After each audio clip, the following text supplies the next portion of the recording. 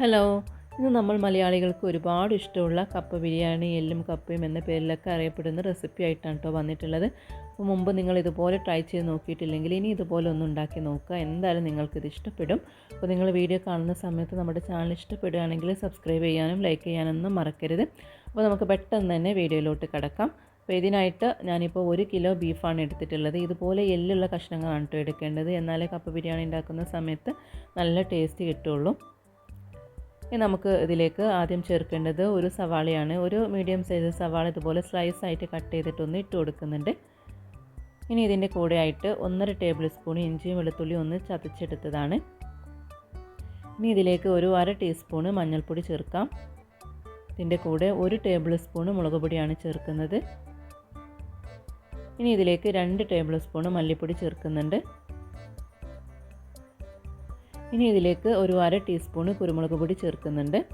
അതുപോലെ ഒരു 1/2 ടീസ്പൂണിൻ്റെ അടുത്ത് ഗരം മസാലയും ചേർക്കുന്നുണ്ട്. ഇനി ഇതിലേക്ക് ആവശ്യത്തിനുള്ള ഉപ്പ് ചേർക്കാം. ഇനി ഇതെല്ലാം കൈ വെച്ചിട്ട് നന്നായിട്ടൊന്ന് മിക്സ് ചെയ്തെടുക്കുന്നുണ്ട്. ഇതിപ്പോൾ നന്നായിട്ട് മിക്സ് ചെയ്തെടുത്തിട്ടുണ്ട്. ഇനി ഇത് നേരെ കുക്കറിലേക്ക് ഇട്ട് കൊടുത്തിട്ട് ഇതിലൊരു 1/4 കപ്പിനടുത്ത് വെള്ളം ചേർത്തിട്ട് കുക്കർ അടച്ചു വെച്ചിട്ട് ബീഫ് നന്നായിട്ടൊന്ന് വേവിച്ചെടുക്കാം.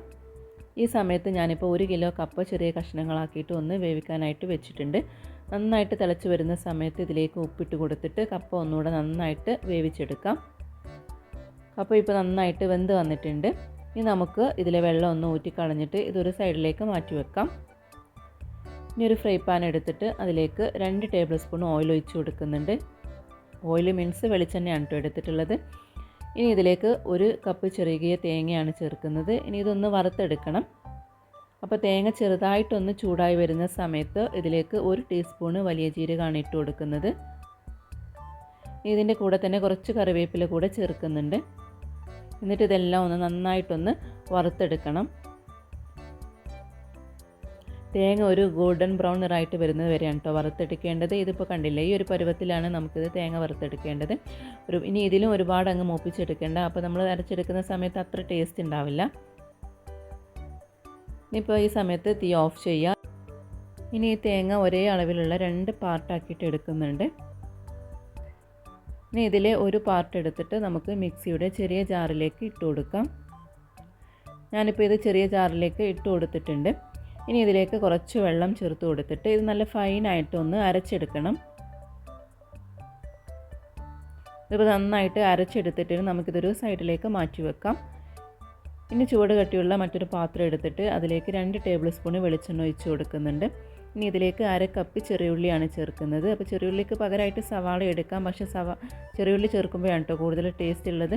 ഇനി ഇതിലേക്ക് 1 ടേബിൾ സ്പൂണിൻ്റെ അടുത്ത് ഇഞ്ചിയും വെളുത്തുള്ളിയും ചതച്ചതാണ് ഇട്ട് കൊടുക്കുന്നുണ്ട്. ഇതൊന്ന് മൂത്ത് വരുന്ന സമയത്ത് നമുക്കിതിലേക്ക് കുറച്ച് കറിവേപ്പില ചേർക്കാം. ഇതിൻ്റെ കൂടെ തന്നെ കുറച്ച് പച്ചമുളക് കൂടെ ചേർക്കാം. പച്ചമുളക് നമ്മുടെ എരിവിനനുസരിച്ചിട്ട് മാറ്റങ്ങൾ വരുത്താം. ഞാനിപ്പോൾ 4 എണ്ണമാണ് എടുത്തിട്ടുള്ളത്. ഈ സമയത്ത് ഞാൻ ബീഫ് വെന്തോന്ന് നോക്കിയിട്ടുണ്ട്. ബീഫൊക്കെ ഇത് അത്യാവശ്യം നന്നായിട്ട് വെന്ത് വന്നിട്ടുണ്ട്. നല്ലോണം ചാറൊക്കെ ഉണ്ട് കേട്ടോ. നമുക്കിതൊരു സൈഡിലേക്ക് വെക്കാം. ഇപ്പോൾ ഈ സമയത്ത് ചെറിയുള്ളിയൊക്കെ നന്നായിട്ട് വഴന്ന് വന്നിട്ടുണ്ട്. ഇനി ഇതിലേക്ക് പൊടികളൊക്കെ ചേർക്കാം. ഒരു 1/4 ടീസ്പൂണ് മഞ്ഞൾപ്പൊടി, 1 ടീസ്പൂണ് മുളക് പൊടി, 1 ടീസ്പൂണ് മല്ലിപ്പൊടി, ഒരു 1/2 ടീസ്പൂണ് ഗരം മസാല ചേർത്തിട്ട് നന്നായിട്ടൊന്ന് മൂപ്പിച്ചെടുക്കാം. അപ്പോൾ മസാലയൊക്കെ നന്നായിട്ട് മൂത്ത് വന്നിട്ടുണ്ട്. ഈ സമയത്ത് നമ്മൾ അരച്ച് വെച്ച തേങ്ങയുടെ കൂട്ടുണ്ടല്ലോ, അത് ഇതിലേക്ക് ഒഴിച്ചു കൊടുത്തിട്ട് നന്നായിട്ടൊന്ന് മിക്സ് ചെയ്തെടുക്കുന്നുണ്ട്. ഈ സമയത്ത് വേവിച്ച് വെച്ച് ബീഫ് ഇതിലേക്ക് ഇട്ട് കൊടുക്കാം. ബീഫ് അതിൻ്റെ ചാറോട് കൂടിയിട്ട് ഫുള്ളായിട്ട് തന്നെ ഇതിലേക്ക് ഇട്ട് കൊടുക്കുന്നുണ്ട്. ഇതെല്ലാം നന്നായിട്ടൊന്ന് മിക്സ് ചെയ്തെടുക്കാം. ഈ സമയത്ത് ഉപ്പൊക്കെ നോക്കിയിട്ട് ഉപ്പ് ആവശ്യമാണെങ്കിൽ ചേർത്ത് കൊടുക്കാം. ഞാനിപ്പോൾ കുറച്ചുകൂടെ ഉപ്പ് ചേർക്കുന്നുണ്ട്. എന്നിട്ടൊന്ന് നന്നായിട്ടൊന്ന് മിക്സ് ചെയ്ത് കൊടുക്കാം. ഇതിൻ്റെ കൂടെ തന്നെ ഞാനിപ്പോൾ ഒരു 1/2 മുറി ചെറുനാരങ്ങയുടെ നീര് ചേർക്കുന്നുണ്ട്. ഇത് ഓപ്ഷണലാണ്. നിങ്ങൾക്ക് കുറച്ചുകൂടെ പുളി വേണമെന്നുണ്ടെങ്കിൽ ചേർത്ത് കൊടുത്താൽ മതി. അതിനുശേഷം ഇതൊന്ന് അടച്ച് വെച്ചിട്ട് കുറച്ച് സമയം ഒന്ന് നന്നായിട്ടൊന്ന് കുക്ക് ചെയ്തെടുക്കുന്നുണ്ട്. ഒന്ന് തിളപ്പിച്ചെടുക്കുക. കാരണം ഇതിൻ്റെ ചാറ് ഒരുപാട് അങ്ങ് വറ്റിച്ചെടുക്കേണ്ട. ഒരുപാട് വറ്റിച്ചെടുത്താൽ നമ്മൾ കപ്പ ചേർക്കുന്ന സമയത്ത് അധികം മസാല ഉണ്ടാവില്ല. അപ്പോൾ ഞാൻ ഈ ഒരു പരുവത്തിലാണ് ഇപ്പോൾ ഇത് എടുത്തിട്ടുള്ളത്. നമുക്കിതിലേക്ക് വേവിച്ച് വെച്ച കപ്പ ഇതിലേക്ക് ഇട്ട് കൊടുക്കാം. ഇനി കപ്പ ഇട്ട് കൊടുത്ത ഉടനെ തന്നെ അങ്ങ് മിക്സ് ചെയ്യരുത്. നമ്മൾ ബിരിയാണിയൊക്കെ ദം ചെയ്യില്ല, ആ ഒരു രീതിയിലാണ് ഇതും ദം ചെയ്തെടുക്കുന്നത്. അപ്പോൾ കപ്പ ഇതുപോലെ ഒന്ന് നിരത്തി കൊടുക്കുന്നുണ്ട്. ഇനി ഇതിൻ്റെ മുകളിലായിട്ട് നമ്മൾ മാറ്റി വെച്ച വറുത്തെടുത്ത തേങ്ങയുണ്ടല്ലോ, അത് ഇതുപോലെ ഒന്ന് എല്ലായിടത്തും ഒന്ന് വിതറി കൊടുക്കുന്നുണ്ട്. ഇനി ഇതിൻ്റെ മുകളിലായിട്ട് കറിവേപ്പില, വേണമെങ്കിൽ മല്ലിയില ഒക്കെ ഇട്ട് കൊടുക്കാം.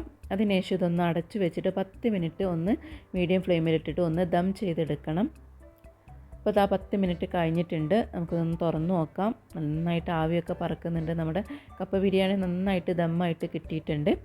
ഇനി നമുക്കിത് പതുക്കെ ഒന്ന് മിക്സ് ചെയ്ത് കൊടുക്കാം.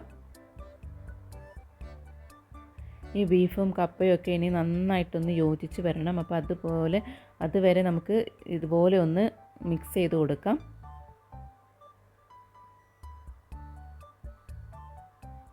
ഇങ്ങനെ മിക്സ് ചെയ്യുന്ന സമയത്ത് കുറച്ച് മല്ലിയില അരിഞ്ഞത് വേണമെങ്കിൽ ചേർത്ത് കൊടുത്തിട്ട് മിക്സ് ചെയ്തെടുക്കാം.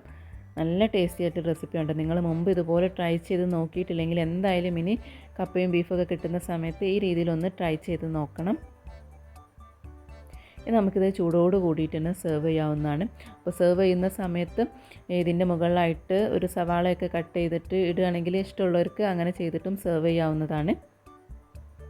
അപ്പോൾ നിങ്ങൾക്ക് എല്ലാവർക്കും ഈ വീഡിയോ ഇഷ്ടമായി എന്ന് വിശ്വസിക്കുന്നു. അപ്പോൾ ഇഷ്ടപ്പെടുകയാണെങ്കിൽ നമ്മുടെ ചാനൽ സബ്സ്ക്രൈബ് ചെയ്യാനും ലൈക്ക് ചെയ്യാനും ഷെയർ ചെയ്യാനൊന്നും മറക്കരുത്.